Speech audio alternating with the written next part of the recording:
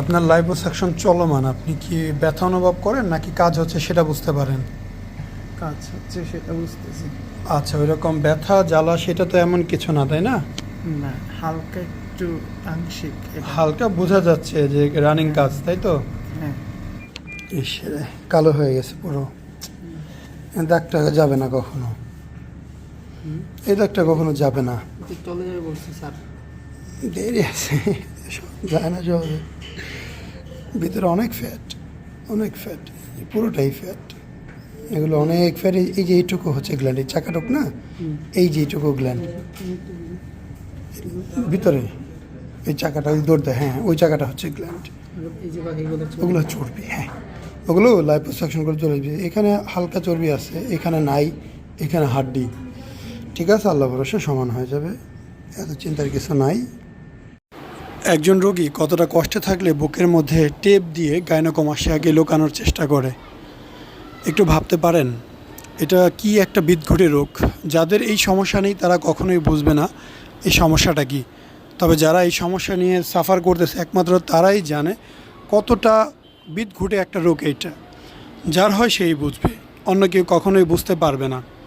তো আমরা এই পেশেন্টের আজকে অপারেশন করছি। পেশেন্টের অবস্থা তো আপনারা দেখেছেন, পূর্বের অবস্থা দেখলেন, সার্জারির পরের অবস্থাও আমরা দেখানোর চেষ্টা করব। সেখানে দেখলেও বুঝতে পারবেন যে রেজাল্ট কেমন এসেছে ইনিশিয়ালি। যদিও পরবর্তীতে ফলাফল আরও অনেক অনেক বেশি ভালো হবে। কয়েক মাস সময় লাগে পরিপূর্ণ শুকায় যেতে। ইনশাআল্লাহ সময়ের সাথে সাথে সবটাই মিলে যাবে। যারা এই অপারেশন করতে চান নির্দ্বিধায় নির্ভয়ে নিঃসংকোচে অবশ্যই করে ফেলতে পারেন। তবে অপারেশন করার পূর্বে কয়েকটা বিষয় খেয়াল রাখবেন। যেখানে অপারেশন করবেন ডক্টর অভিজ্ঞ কিনা, কাজের মান কেমন, ক্লিনিকের কোয়ালিটি কেমন, প্রাইস কেমন নিচ্ছে। যদিও ভালো কাজ করতে গেলে নর্মালের চাইতে কিছুটা বেশি টাকা খরচ হতে পারে, তবে খুব বেশি কিছু না। হয়তো বা যদি নর্মালে 40,000 হয়, ভালোটা হয়তো আর একটু বেশি নিতে পারে, কারণ ওইখানকার মেশিন, ম্যাটেরিয়াল, স্থান, ডক্টর সবাই বেস্ট হয়। এই জন্য তাদের খরচটা একটু বেশি হতে পারে, তবে সব সময় না, খোঁজখবর নিয়ে দেখবেন। এবং বর্তমান যে কন্ডিশন দেখতে পাচ্ছেন, এখন হচ্ছে স্যালাইন দেওয়া, বুকের মধ্যে স্যালাইন পুশ করা আছে। আপনার লাইপোসাকশন চলমান, আপনি কি ব্যথা অনুভব করেন নাকি কাজ হচ্ছে সেটা বুঝতে পারেন? কাজ হচ্ছে সেটা বুঝতেছি। আচ্ছা, ওই রকম ব্যথা জ্বালা সেটা তো এমন কিছু না, তাই না? না, হালকা একটু আংশিক এটা। হালকা বোঝা যাচ্ছে যে রানিং কাজ, তাই তো? হ্যাঁ। ঠিক আছে, কোনো সমস্যা নেই, এইটুক বোঝা যাবেই। যেহেতু আপনি সজাগ, অজ্ঞান টজ্ঞান করা হয় নাই, সেহেতু অবশ্যই একটু বুঝবেন। হ্যাঁ। ঠিক আছে, কাজ চলুক। আমরা গ্ল্যান্ড কাটার সময় আরেকবার আপনার সাথে একটু কথা বলবো। আপনার শুধু দুইটা ঠোঁট নিচ্ছি, চেহারা নিচ্ছি না। ওকে,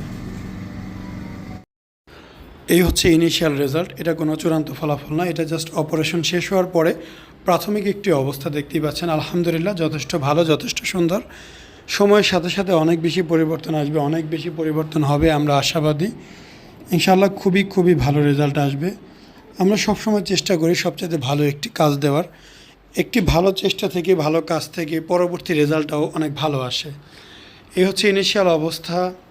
আমরা প্রতিটা ভিডিও রভাবে প্রচার করি, সব আপনাদের সামনে দেখাই থাকি।